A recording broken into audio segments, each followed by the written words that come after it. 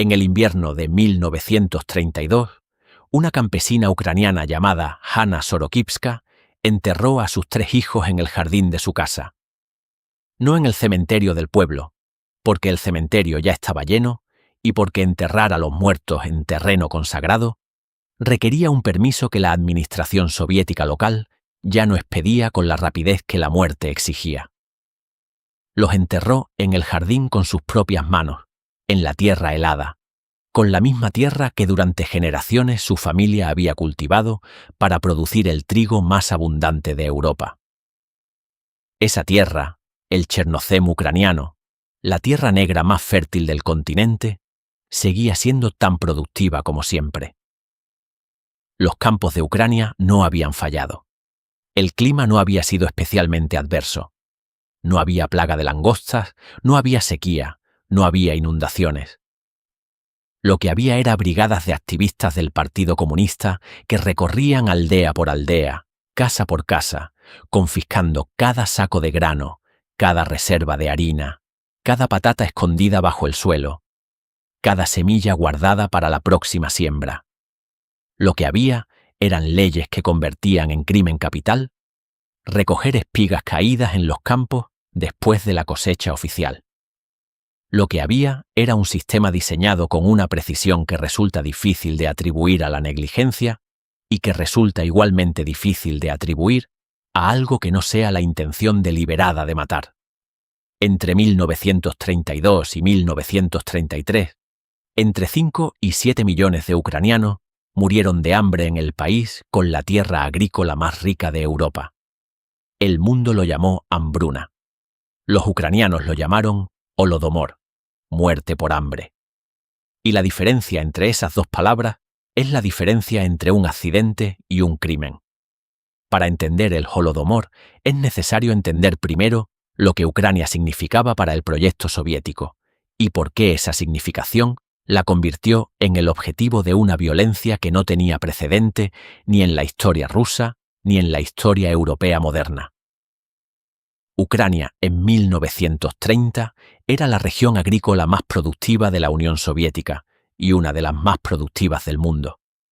El Chernozem, la capa de tierra negra profunda y extraordinariamente fértil que cubría las llanuras ucranianas, era el recurso natural más valioso de toda Europa. Producía rendimientos de trigo que las tierras rusas o centroeuropeas no podían igualar, y lo había hecho durante siglos con una consistencia que había convertido a Ucrania en el granero del imperio zarista y en una de las principales fuentes de exportación de cereales del mundo. Pero Ucrania no era solo tierra fértil, era también una identidad nacional distinta de la rusa, con su propia lengua, su propia literatura, su propia tradición cultural y una historia de resistencia a la absorción moscovita que se remontaba a siglos. Los campesinos ucranianos, los kulaks, en la terminología soviética, los agricultores que poseían sus propias tierras y que producían sus propios excedentes con una eficiencia que los modelos colectivos no podían igualar, eran simultáneamente el motor económico de la región y el obstáculo más tenaz a la colectivización forzada que Stalin había declarado como prioridad absoluta del Estado soviético a partir de 1929. El primer plan quinquenal de Stalin, lanzado en 1928, tenía como objetivo transformar la Unión Soviética de una economía agraria en una potencia industrial en el espacio de 5 años. La lógica era simple en su brutalidad. La industrialización requería capital. El capital requería exportaciones. Las exportaciones requerían grano. Y el grano estaba en manos de los campesinos ucranianos que no tenían ningún incentivo para entregarlo a precios fijados por el Estado, muy por debajo del valor de mercado. La solución que Stalin adoptó fue la colectivización forzada. Disolver las granjas privadas, fusionarlas en koljoses y sovjoses colectivos controlados por el Estado y convertir a los campesinos independientes en trabajadores asalariados de empresas agrícolas estatales. Era una transformación económica de una radicalidad que no tenía precedente en la historia rusa, y encontró una resistencia igualmente radical en Ucrania, donde la identidad campesina estaba inseparablemente ligada a la posesión de la propia tierra. La desculaquización que precedió a la colectivización fue en sí misma una catástrofe demográfica que Ucrania sufrió antes de que comenzara la hambruna. Los kulaks, término que en la teoría marxista designaba a los campesinos ricos que explotaban el trabajo ajeno, pero que en la práctica soviética fue aplicado a cualquier campesino que poseía más tierra o más ganado que sus vecinos, o simplemente a cualquiera que resistiera la colectivización con demasiada firmeza, fueron clasificados en 3 categorías. La primera categoría era ejecutada o enviada a los campos del Gulag. La segunda era deportada a regiones remotas de Siberia o de Asia Central con sus familias. La tercera era despojada de sus propiedades y reubicada en tierras infértiles dentro de la misma región. Entre 1930 y 1932, aproximadamente 1.800.000 personas fueron deportadas de Ucrania en estas condiciones, en trenes de ganado en pleno invierno, sin alimentos suficientes para el viaje, hacia destinos donde las condiciones de vida garantizaban una mortalidad masiva en los primeros meses. Los campesinos ucranianos que resistieron activamente la colectivización, que escondieron sus herramientas, que sacrificaron su ganado antes de entregarlo, que organizaron protestas o simplemente expresaron su oposición en público, fueron los primeros en desaparecer. Lo que quedó en las aldeas antes de que comenzara la hambruna de 1932 era ya una comunidad diezmada, aterrorizada y privada de sus miembros más capaces y más resistentes. La respuesta de Stalin a la resistencia ucraniana se articuló a través de una serie de decretos y políticas que, tomados en conjunto, crearon un sistema de extracción letal que no dejaba ninguna salida a las personas atrapadas en él. El decreto del 7 de agosto de 1932, conocido en Ucrania como la Ley de las 5 espigas, establecía la pena de muerte o de 10 años de trabajo forzados por el robo de propiedad socialista, y era aplicado a campesinos que recogían espigas de trigo caídas en los campos después de la cosecha oficial, que guardaban un puñado de semillas para la próxima siembra, o que escondían cualquier cantidad de alimento que los inspectores del Estado pudieran interpretar como sustracción de la cuota colectiva. En los meses que siguieron a su promulgación, más de 125.000 personas fueron condenadas bajo esa ley, de las cuales, aproximadamente, 5.000 fueron ejecutadas.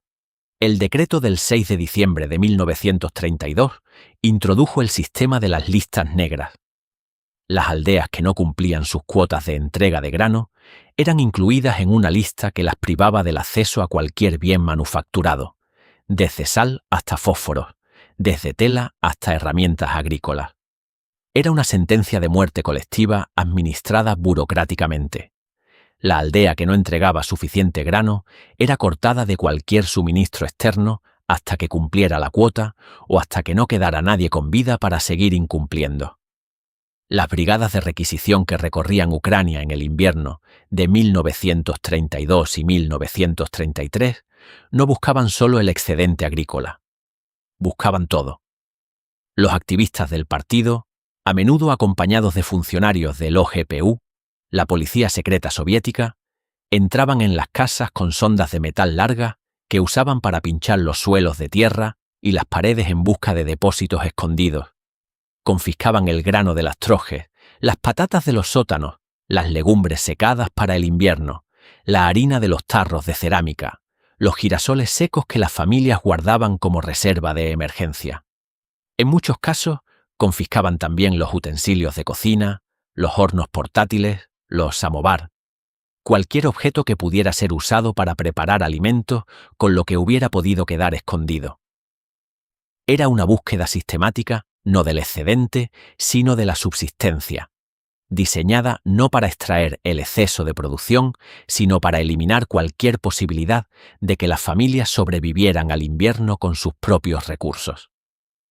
Los registros de archivo del partido en las provincias ucranianas, consultados por historiadores después de la apertura parcial de los archivos soviéticos en los años 90, muestran que los funcionarios locales en muchos casos sabían perfectamente que las cuotas que se les exigían eran imposibles de cumplir sin confiscar la semilla necesaria para la próxima siembra y los alimentos necesarios para la supervivencia de la población. Algunos de esos funcionarios enviaron informes a Kiev y a Moscú, describiendo la situación con una franqueza que les costó sus cargos o su libertad. Un secretario del partido en el distrito de Vinnytsia escribió en noviembre de 1932 que si la cuota no era reducida inmediatamente, la primavera siguiente no habría nadie con vida para sembrar los campos. La cuota no fue reducida. El secretario fue destituido. Y en la primavera de 1933, muchos de los campos de su distrito no fueron sembrados porque, en efecto, no había suficientes personas vivas para hacerlo. Los activistas que participaban en esas brigadas no eran todos monstruos.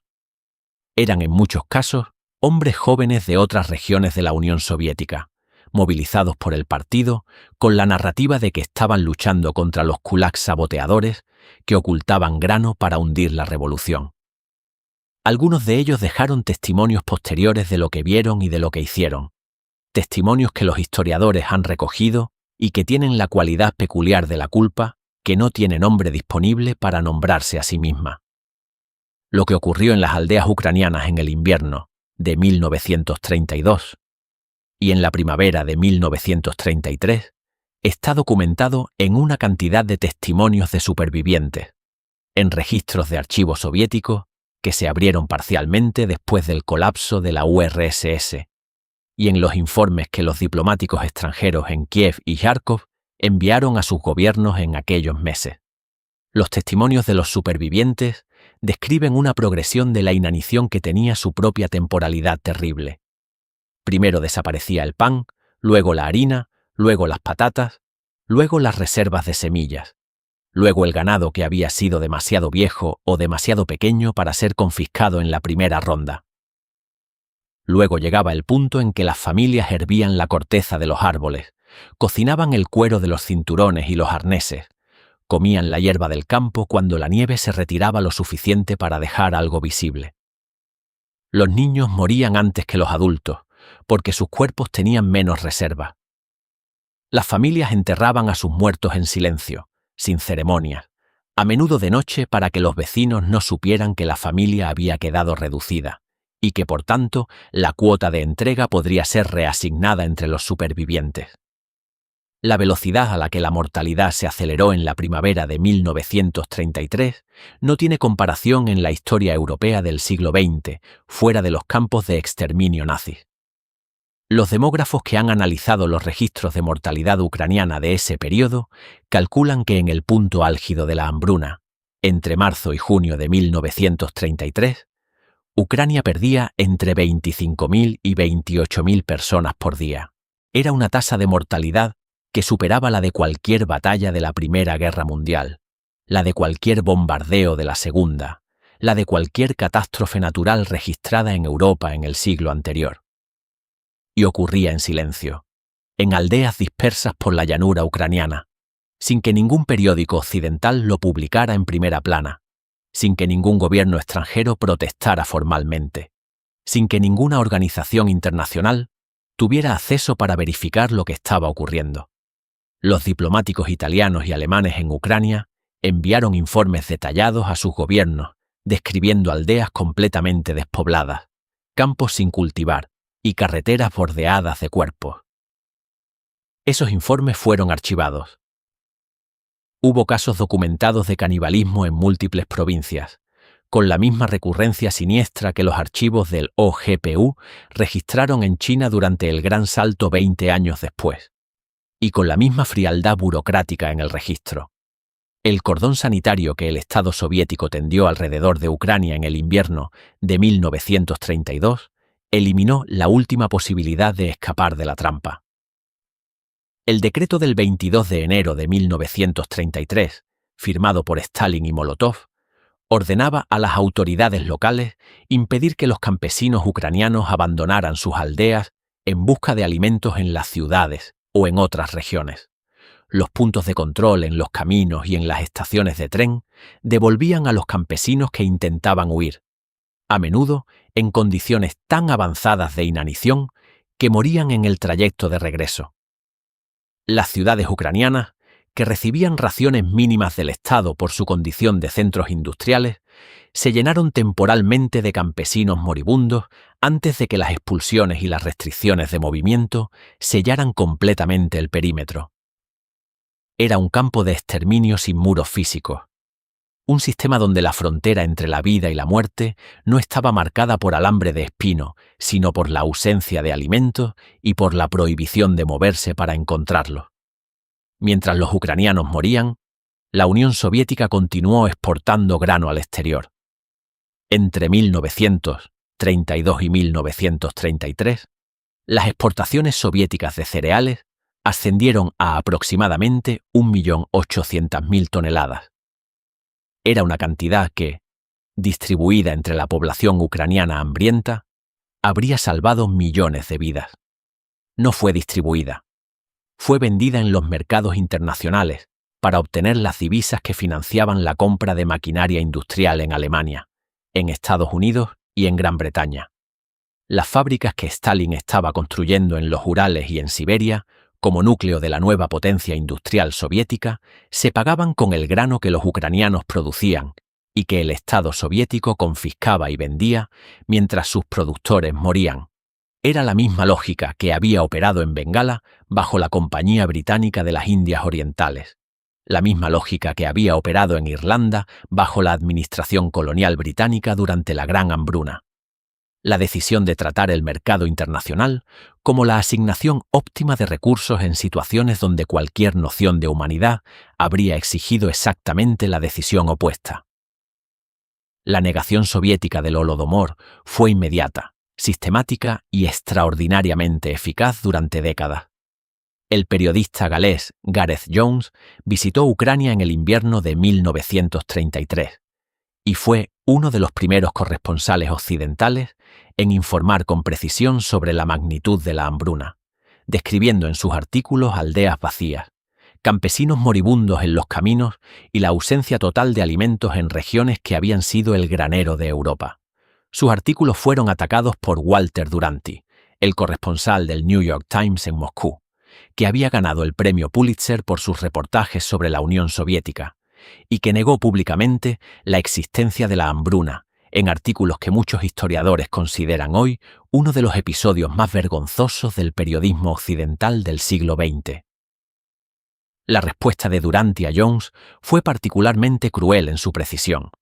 Publicó un artículo titulado «Los rusos tienen hambre pero no se mueren de hambre», en el que reconocía dificultades alimentarias generales en la URSS, mientras negaba que hubiera una hambruna masiva en Ucrania específicamente.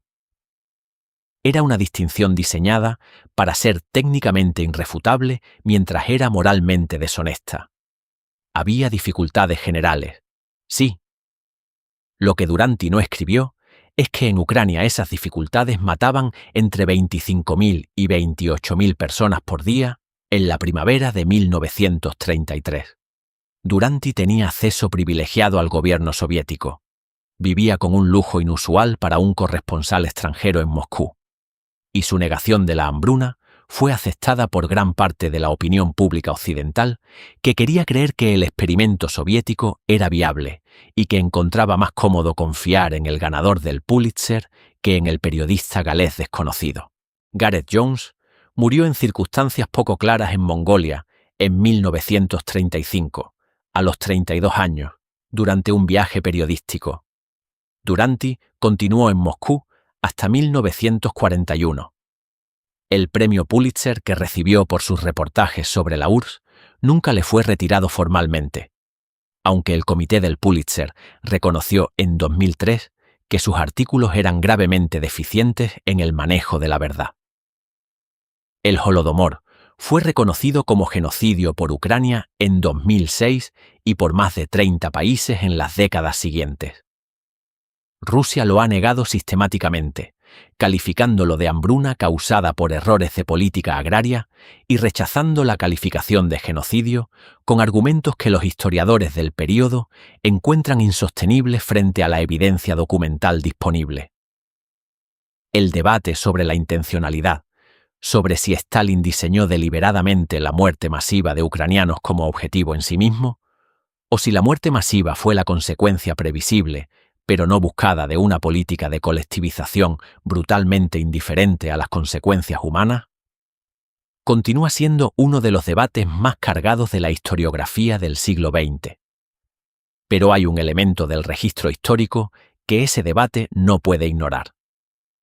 Cuando los informes sobre la magnitud de la hambruna llegaron a Moscú en el invierno de 1932, cuando los propios funcionarios del partido en Ucrania comenzaron a transmitir la desesperación de la situación por los canales internos, la respuesta del centro no fue reducir las cuotas, ni abrir las reservas estatales de grano, ni levantar las restricciones de movimiento.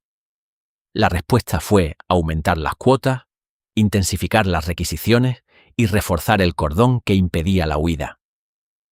Esa respuesta, tomada con conocimiento de las consecuencias y en la dirección opuesta a cualquier medida que pudiera haber mitigado esas consecuencias, es el hecho sobre el que cualquier discusión sobre la intencionalidad debe construirse.